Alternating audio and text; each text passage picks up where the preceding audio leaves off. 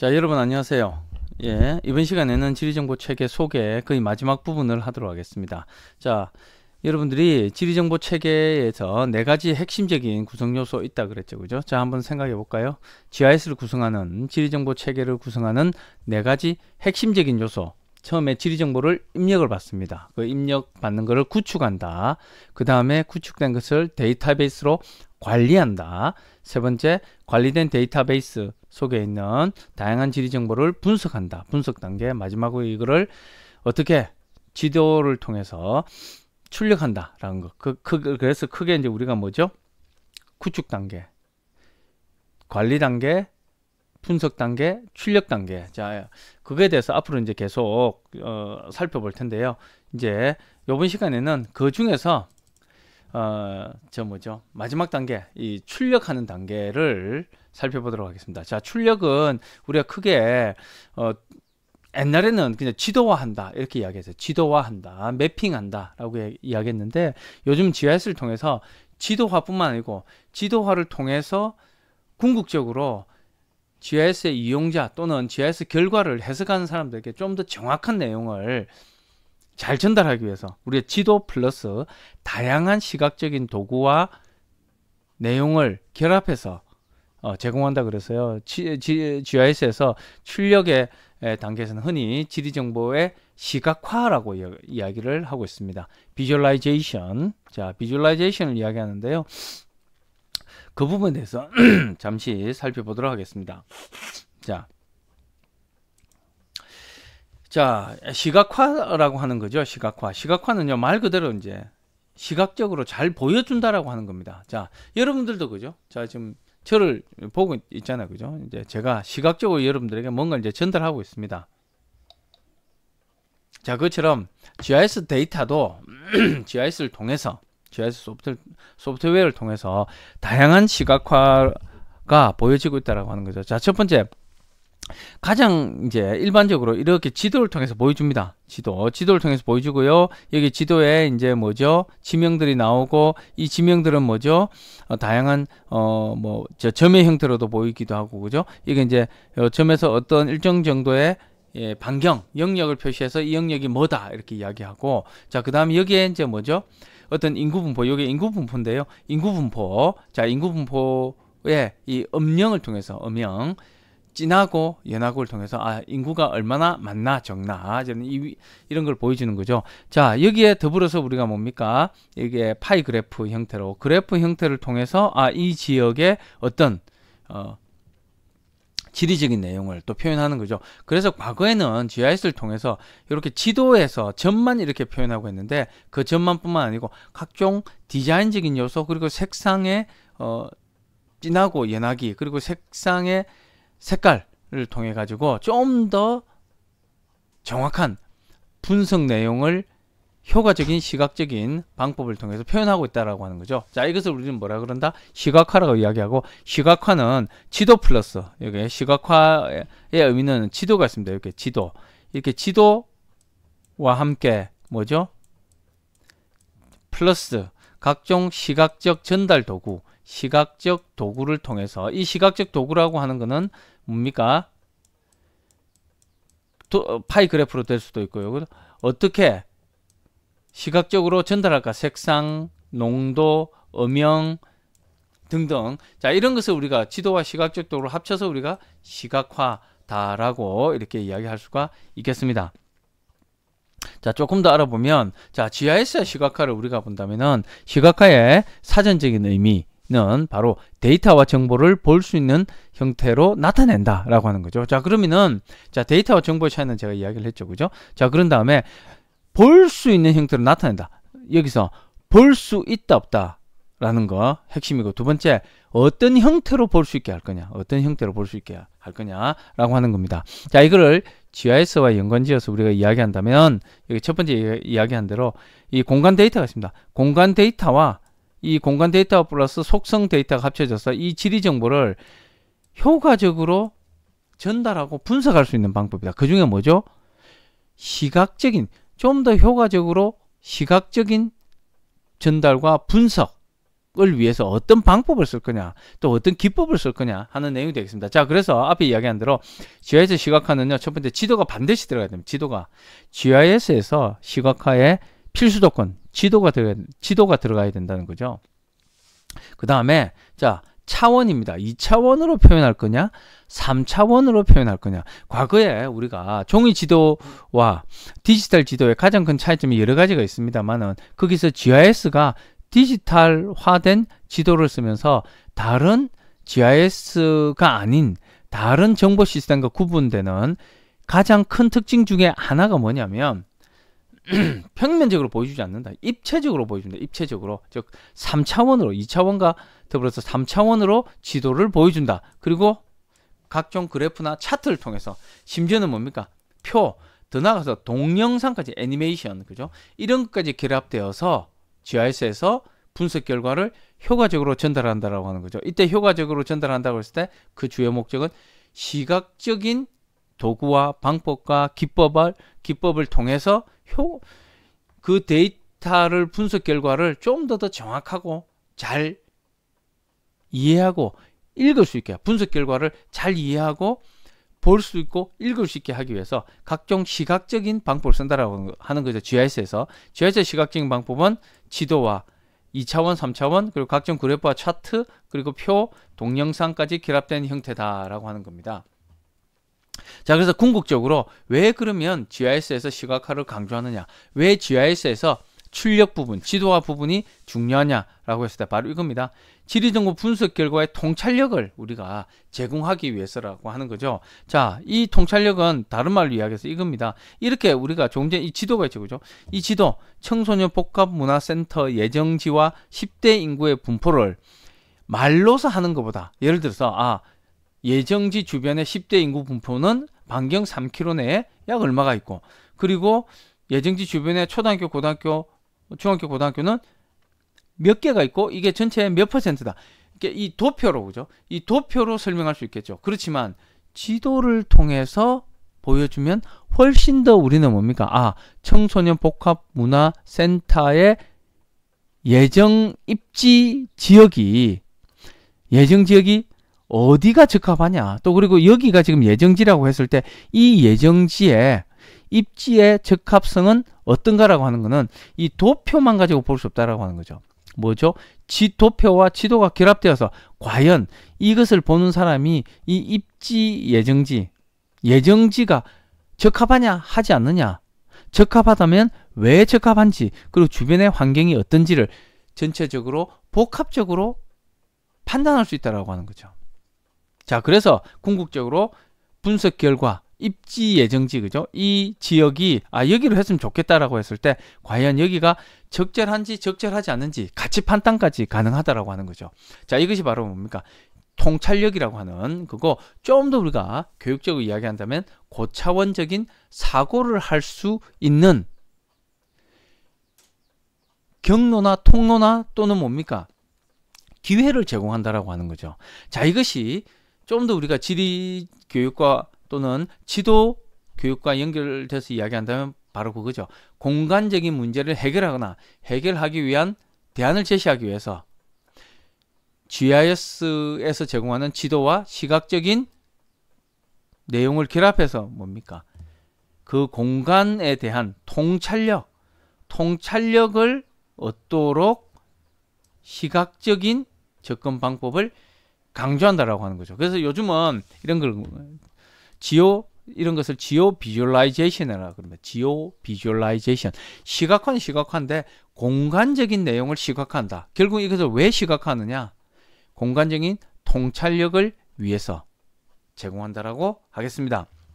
자, 주요 내용을 잠시 살펴보면 상호작용이나 어떻게 확도 축소를 할 거냐, 어떻게 시각적으로 해석할 거냐, 2차원과 3차원으로 표현하는 걸 어떤 내용으로 나올 거냐라고 하는 그런 내용이 되겠습니다. 자, 하나씩 간단하게 살펴보겠습니다. 자, 그래서요, 상호작용, 첫 번째 상호작용은 말 그대로 그겁니다. 이제 이 시각적인 내용을 결국은 뭐죠? 이 GIS를 이용하는 사람, GIS 분석가 또는 GIS의 분석 결과를 읽어드리는 그 지도를 보는 사람, 그죠? 자, 이런 보는 사람들 과의 상호작용, 그리고 GIS의 상호작용, 뭐 이런 것들이 되겠죠. 자, 이제 제 얼굴을 조금 안 보이도록 하겠습니다. 자, 이건 설명하는 부분이니까 제 얼굴은 조금 가리고 제가 하도록 하겠습니다. 자, 그래서 이 첫 번째 상호작용이라고 하는 것은 뭐냐면은 말 그대로 여기 이제 설명을 하고 있습니다. 이런 것처럼 그겁니다. 좀 더 상호작용을 잘 하기 위해서는 색깔을 바꾸거나 뭐죠? 자료를 수정하거나 속성 데이터를 수정할 수도 있지 않겠습니까? 그죠? 왜냐하면 내가 받은 데이터는 2018년 건데 지금 2020년 데이터를 내가 받았다. 그럼 데이터를 바꾸겠죠. 그죠? 또는 뭡니까? 새로운 어떤 데이터를 받았으면 새로운 데이터를 추가를 할 수도 있겠죠. 자, 그래서 이런 상호작용이라고 하는 건 GIS에서 사용자의 요구, 기대, 그리고 뭡니까?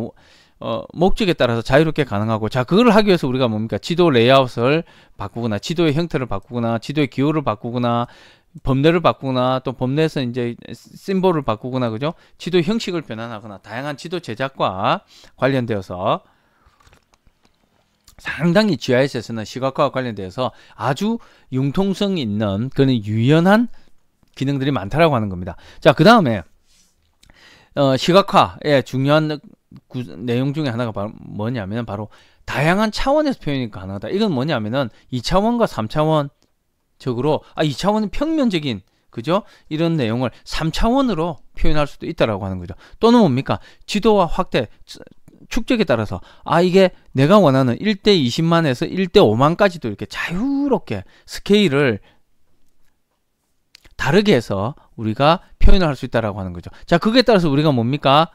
지도의 결과에 대해서, 분석 결과에 대해서 해석이 또 달라질 수 있겠죠. 즉, 쉽게 말해서 아주 이제 우리가 소축적으로 보던 것을 대축적으로 확대를 해서 보니까 또 이런 또 내가 몰랐던 새로운 모습들을 볼 수가 있다라고 이야기하는 거고, 동쪽에서 볼 때와 서쪽에서 볼 때, 남쪽에서 볼 때와 북쪽에서 볼 때 산의 형태라든지 이런 것도 3차원으로 표현하면 우리가 다른 방향에서 이제 볼 수 있는 거죠. 자, 이것이 바로 이제 2차원과 3차원의 표현과 연관시켜서 우리가 이야기를 할 수가 있겠습니다. 그래서 2차원을 3차원으로 볼 수도 있고 3차원을 2차원으로 볼 수도 있다. 대신 뭡니까? 3차원으로 보려면 우리가 뭡니까? 그 3차원에 해당하는 뭔가 고도값, 볼륨이라 최저값 이런 게 있어야 되겠죠. 그죠? 자, 그리고 이거는 이제 여러분 학부생인데 그냥 그 상식선에서 여러분들이 들어주길 바랍니다. 상식선에서 자, 제 얼굴 다시 이제 다시 보겠습니다. 그죠? 이렇게 옮겨가겠습니다. 상식선에서 결국은 우리가 요즘 2020년입니다. 2020년에서 GIS에 혹시 관심이 있거나 또는 여러분들 교양을 넓힌다는 측면에서 자, GIS의 시각화는요, 이런 용어들을 씁니다. 이게 일단 혹시 여러분들 빅데이터 얘기 들어봤습니까? 빅데이터.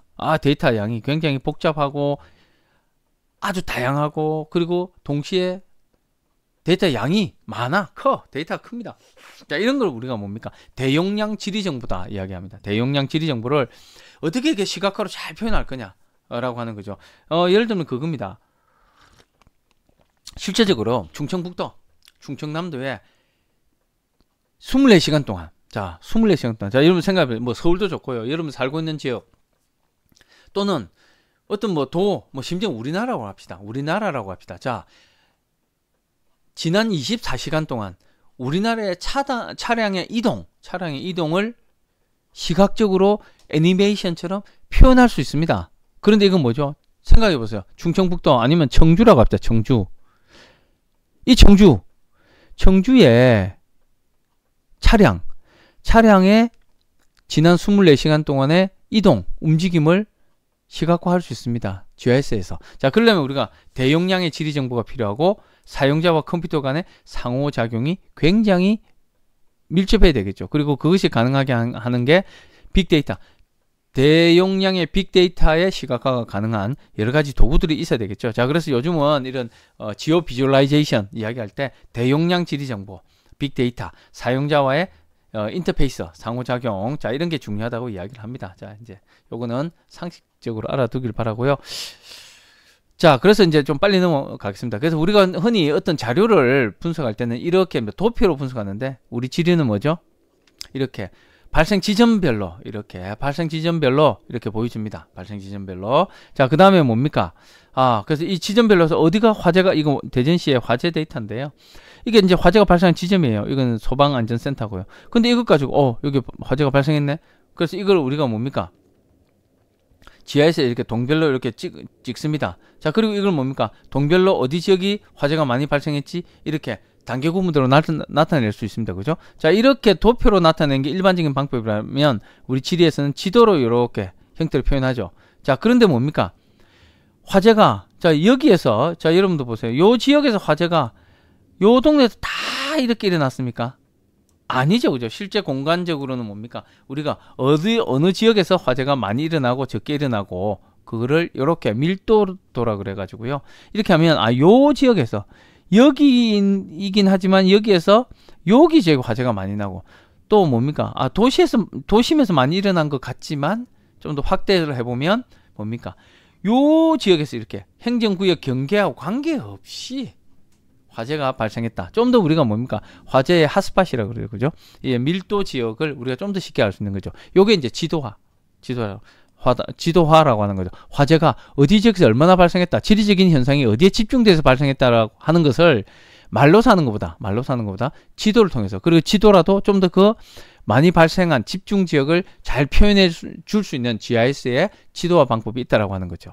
자, 그리고 뭡니까? 우리 이걸 시계열적으로 이렇게 2006년 7년 이렇게 3년치, 그리고 동시에 시간대별로도 밤 12시 자정부터 1시, 2시, 3시, 4시, 밤 11시까지 시간대별로 볼 수 있는 거고요. 이게 2차원적입니다. 그렇지만 뭡니까? 어디에 집중됐나라고 하는 거는 부피값, 최저값을 가지고 있죠. 자, 그래서 이렇게 3차원으로 표현할 수 있다라고 하는 거죠. 자, 요거는요, 그겁니다. 맨하탄, 뉴욕에 요즘 뭐 코로나 때문에 말도 많고 탈도 많은 이 맨하탄 지역에 뭐죠? 주간 인구, 상주 인구입니다. 이렇게 차이가 많이 나죠. 그죠? 자, 요건 주간 인구. 어디에 사람들이 낮에 많이 있냐? 요거는 밤에 많이 있냐? 자, 요를 뭐죠? 2차원으로도 표현할 수 있지만 이렇게 3차원으로 이렇게 사람들이 많이 사는 지역은 높게, 사람들이 적게 사는 지역은 낮게, 이렇게 입체적으로 표현할 수 있다. 3차원 시각화라고 하는 거죠. 자, 그리고 이렇게 또 다양한 시각, 이 건물 높이 또는 그죠? 어느 지역에 사람들이 많이 사나, 또 이런 거. 자, 이런 겁니다. 자, 이거는 뭡니까?